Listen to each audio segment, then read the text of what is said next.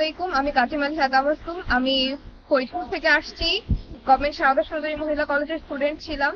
তো আসলে আমার ইচ্ছাটা মেডিকেলের দিকে ছিল, কিন্তু এটা স্কিপ হয়ে যাওয়াতে ঢাকা বিশ্ববিদ্যালয়ের প্রিপারেশনটা ঢাকা বিশ্ববিদ্যালয়ে মুখী হয়। এবং আমি জাহাঙ্গীরনগর আর ঢাকা বিশ্ববিদ্যালয়ে দুটো পরীক্ষা দিচ্ছি। একটা জাহাঙ্গীরনগর 27তম আর ঢাকা বিশ্ববিদ্যালয়ে 1696তম হয়েছি। এবং জয়পুরের ব্যাপারে বলতে গেলে আমি এদের বই প্রথম থেকে অনেক ফলো করতাম।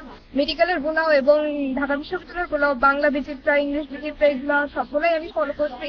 অ্যান্ড যারা সামনে আসছে তাদেরকে বলবো যে আমাদের প্র্যাকটিসের অনেক বিষয় থাকে বা অনেক এক্সট্রা ইনফো থাকে যেগুলা আমাদের পড়ার জন্য জয়পলের বইগুলা অনেক হেল্পফুল। বিষয়ে ডেইলি পড়ার বিষয়ে আমি বলবো যে রেগুলারিটি মেনটেন করতে হবে, যে গ্যাপ যাতে না হয়।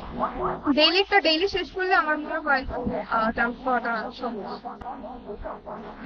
অনেক সময় হয় কি যে আমার মতো যাদের অনেক সময় স্বপ্নটা কি হয় না বা কোনো কারণে ব্যর্থ হয়, আমার মনে হয় সামনে আরো অনেক পথ আছে। তো একটা না হলে যে ভেঙে পড়বো বা আশেপাশের কথায় কান দিব, এগুলা করা যাবে না।